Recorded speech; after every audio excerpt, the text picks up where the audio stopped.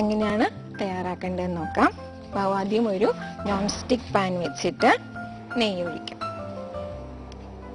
Non stick ആകുമ്പോൾ നെയ്യുടെ അളവ് നമുക്ക് കുറച്ച് കുറയ്ക്കാം. നെയ്യ് ഒഴിച്ചു. റവ നന്നായിട്ട് വറക്കണം.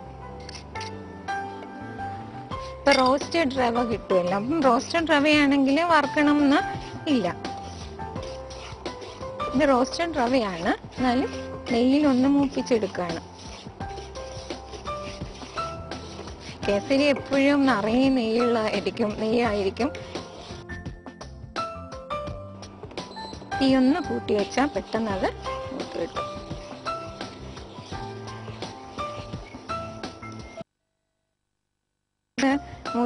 ഒന്ന് നന്നായിട്ട് ചൂടായി വരുമ്പോഴേക്കും നമുക്ക് ഈ റോസ് കളർ വരുത്താനുള്ള വിദ്യ ചെയ്യാം. ഈ പാലിലേക്ക് ഈ റോസ് മിൽക്ക് സിറപ്പ് 1 സ്പൂൺ ഒഴിച്ചു. 1 സ്പൂൺ ഒഴിച്ചപ്പോഴേക്കും നല്ല റോസ് കളറായി.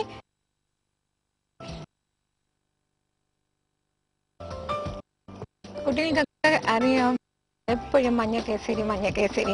അപ്പൊ അവർക്ക് ഒരു വ്യത്യസ്തമായ കേസരി ഉണ്ടാക്കി കൊടുക്കാൻ എല്ലാ അമ്മമാർക്കും താല്പര്യം ഉണ്ടാവുമല്ലോ. റോസ് നിറത്തിലുള്ള ഒരു കേസരി ഉണ്ടാക്കി നോക്കൂ. ഇതിലേക്ക് നമ്മൾ പഞ്ചസാര ഇട്ടു. എല്ലാ അമ്മമാരും മക്കൾക്ക് വേണ്ടിയിട്ടാണ് പുതിയ പുതിയ പാചക പരീക്ഷണങ്ങൾ നടത്തുക. അതുകൊണ്ടാണ് ഞാൻ അങ്ങനെ പറഞ്ഞത്. പഞ്ചസാര ഇട്ട് ഒന്ന് നന്നായിട്ട് ഇളക്കി അതിലേക്ക് ഈ റോസ് മിൽക്ക് ഒഴിക്കുകയാണ്. അതിപ്പോ റോസ് മിൽക്ക് പോലായി. തീ കൂട്ടി. ഇത് വളരെ വേഗം തയ്യാറാക്കാവുന്നതാണ്. എല്ലാ പാചകവും വളരെ വേഗം ചെയ്യുന്നതാണ് എല്ലാവർക്കും താല്പര്യം. ഇത് വളരെ വേഗം ഇപ്പോൾ റെഡിയാവും. ഇതും ഇലക്ട്രിക് കുക്കറിൽ ചെയ്യുന്നതാണ് വളരെ എളുപ്പം. ഇലക്ട്രിക് കുക്കറിലാവുമ്പോൾ നമ്മൾ ഇതെല്ലാം കൂടി മിക്സ് ചെയ്ത് ഡെക്കറേറ്റ് ചെയ്യാനുള്ളത് മാത്രം മാറ്റി വെച്ചിട്ട് ഈ ചേരുവകളെല്ലാം കൂടി മിക്സ് ചെയ്ത് ഇലക്ട്രിക് കുക്കർ ഓൺ ചെയ്താൽ മതി. ഇലക്ട്രിക് കുക്കർ ഓഫ് ആകുമ്പോഴേക്കും നമ്മളുടെ കേസരി റെഡി ആയിരിക്കും. അതുകൊണ്ട് ഇങ്ങനെയുള്ള പാചകങ്ങളൊക്കെ ഇലക്ട്രിക് കുക്കർ ചെയ്യുന്നതാണ് ഏറ്റവും എളുപ്പം. ഇത് നമുക്ക് തീ കൂട്ടി വെക്കാം, വേഗം തിളയ്ക്കാൻ.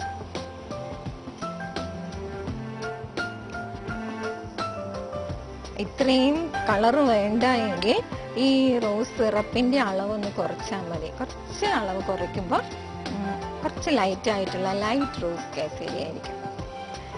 നമുക്ക് ബ്രൗൺ കേസരി, ചോക്ലേറ്റ് മിക്സ് ചെയ്തിട്ടൊക്കെ ബ്രൗൺ കേസരി, അങ്ങനെ പല നിറത്തിലുള്ള കേസരി എൻ്റെ പരീക്ഷണങ്ങളിൽ വന്നിട്ടുണ്ട്.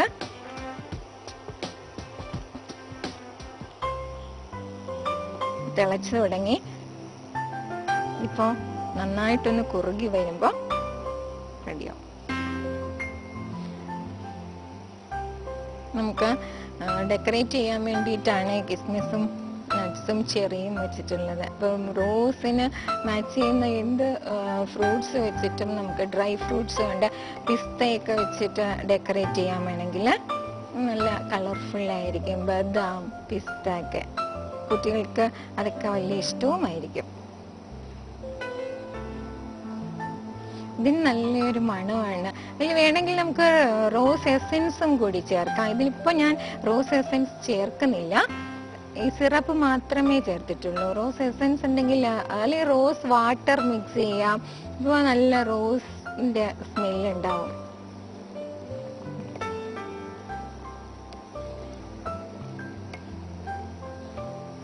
ഇങ്ങനെ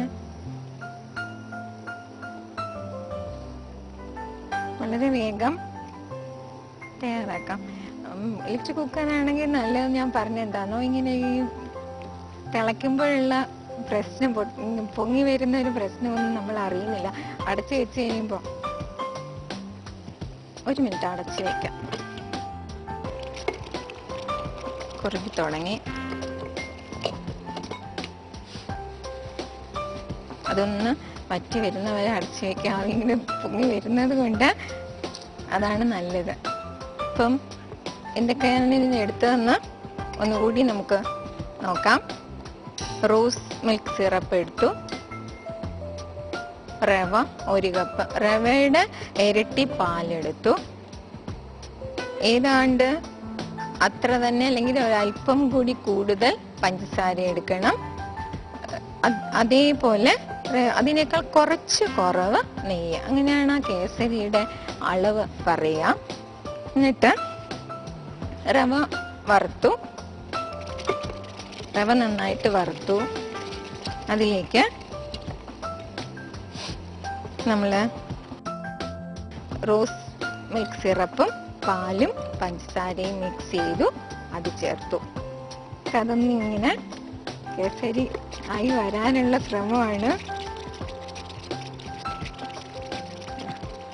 നല്ല മണം വരുന്നു. റോസ് എസൻസും കൂടി ചേർക്കുകയാണെങ്കിൽ ഭയങ്കര മണമായിരിക്കും.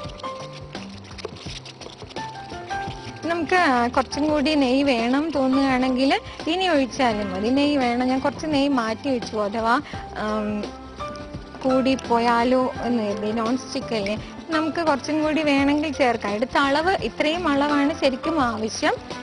ഇതും കൂടി വേണമെങ്കിൽ ചേർക്കാം. ഇപ്പം അധികമായിട്ടില്ല ഇതിൽ, അതുകൊണ്ട് ഇതും കൂടി രണ്ടാമത് വേണമെങ്കിൽ ചേർക്കാം. അതിന് കുഴപ്പമൊന്നുമില്ല.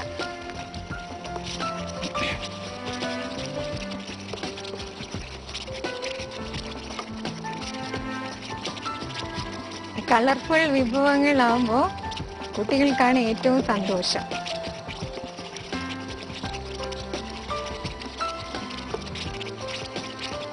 കേസരിയുടെ വേണം. ഇതിന് നമ്മൾ കേസരി പൗഡർ ചേർക്കേണ്ട ആവശ്യമില്ല. കാരണം ഇതിലെല്ലാം കേസരി ഉണ്ടാക്കുമ്പോൾ കേസരി പൗഡർ ചേർക്കുമല്ലോ.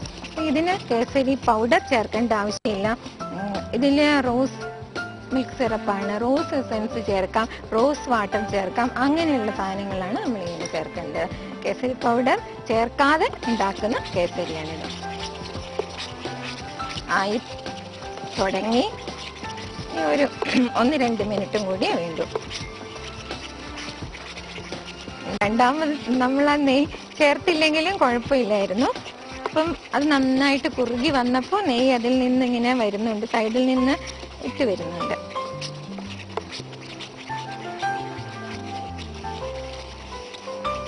കുറച്ചും കൂടി ഒന്ന് ടൈറ്റ് ആയാൽ കേസരിയുടെ ആ സ്ട്രക്ചർ വരുള്ളൂ.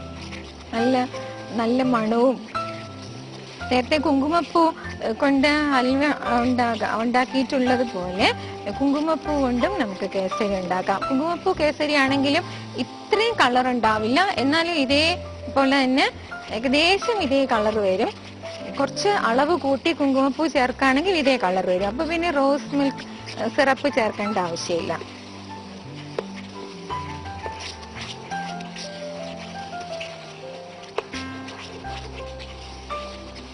ഇതിപ്പോ കേസരിയുടെ പോലെ സൈഡിൽ നിന്ന് വിട്ട് വരാൻ തുടങ്ങി. ഇതൊന്നും കൂടി തീ കൂട്ടി വെക്കാം. ഇതിൽ തന്നെ നമുക്ക് കുറച്ച് കിസ്മിസും നട്ട്സും ചേർക്കാം. ഇങ്ങനെ ഏകദേശം ആയി വരുമ്പോൾ കുറച്ച് കിസ്മിസും നട്ട്സും ചേർക്കാം. ചെറി നമ്മളിപ്പോ ചേർക്കണ്ട, അത് ഡെക്കറേറ്റ് ചെയ്യാൻ മാത്രം മതി.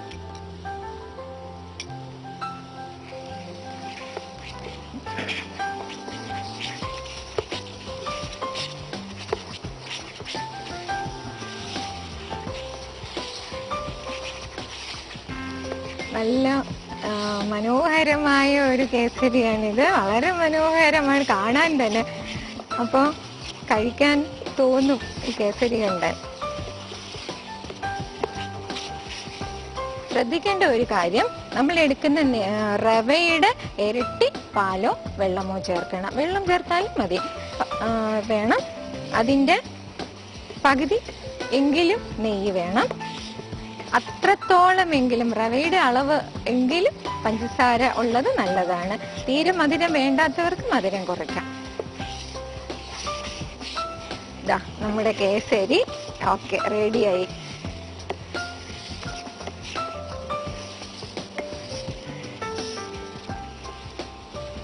നമുക്ക് ഇത് വെച്ചൊന്ന് നോക്കാം.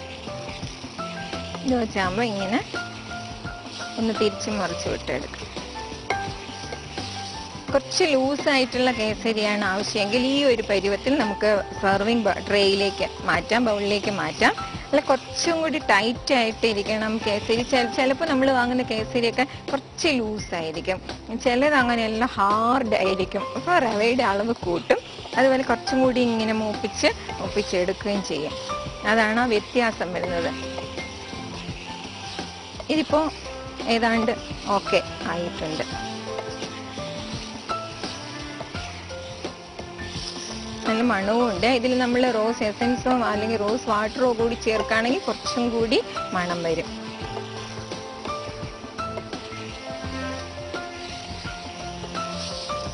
മധുരം ഇഷ്ടമില്ലാത്തത് ആർക്കാണ്? ആ മധുരത്തിന് നിറം കൂടി ഉണ്ടെങ്കിൽ നല്ലതാണ് അല്ലേ?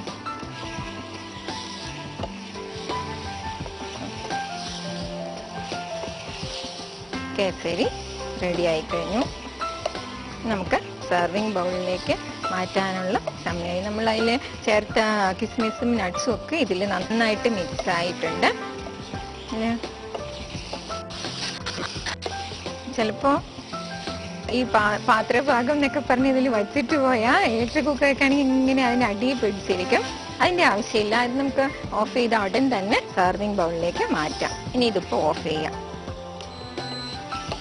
ഇതിപ്പം ടൈറ്റ് ആയിട്ടുള്ള കേസരിയല്ല, ഇത്തിരി ലൂസ് ആയിട്ടുള്ള കേസരിയാണ് ഞാനിവിടെ തയ്യാറാക്കുന്നത്. അല്ലെങ്കിൽ കുറേ സമയം കൂടി അത് വെക്കണം. കുറച്ച് ലൂസ് കേസരിയാണ്. ഇത് നമുക്ക് സെർവിങ് ബൗളിലേക്ക് മാറ്റാം. ഇതിൽ ഇത്രയും നെയ്യ് ഉള്ളത് കൊണ്ട് നെയ്യ് തടവിയ പാത്രം ഒന്നും വേണമെന്നില്ല. ഒരു സെർവിങ് ട്രേയിലേക്ക് മാറ്റാം. ഇത് ഞാനൊരു സെർവിങ് ട്രേയിലേക്ക് മാറ്റുകയാണ്. ഇതിനിപ്പോ അധികം നെയ്യൊന്നും വന്നിട്ടില്ല.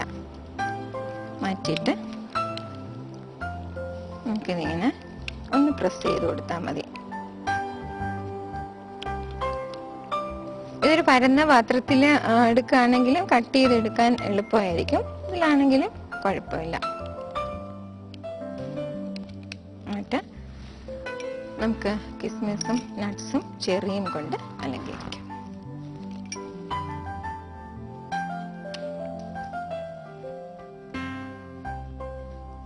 ഈ അലങ്കരിച്ചൊക്കെ വെക്കുന്നതൊക്കെ കുട്ടികൾക്കാണ് വളരെ ഇഷ്ടം അല്ലേ?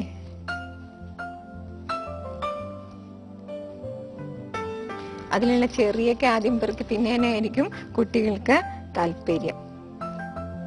അപ്പം വളരെ വേഗം നമ്മൾ തയ്യാറാക്കിയതാണ് ഈ കേസരി. സാധാരണ കേസരികളിൽ നിന്നും തികച്ചും വ്യത്യസ്തമായ ഒരു നിറം. അപ്പം റോസ് നിറമാകുമ്പോൾ അത് കുട്ടികൾക്കൊക്കെ വളരെ ഇഷ്ടപ്പെടും. നമുക്ക് തന്നെ അത് കണ്ടിട്ട് വളരെ സുന്ദരമായി തോന്നുന്നുണ്ടാവും നിങ്ങൾക്കും ഇല്ലേ? റോസ് കേസരി തയ്യാറാക്കി കഴിഞ്ഞു.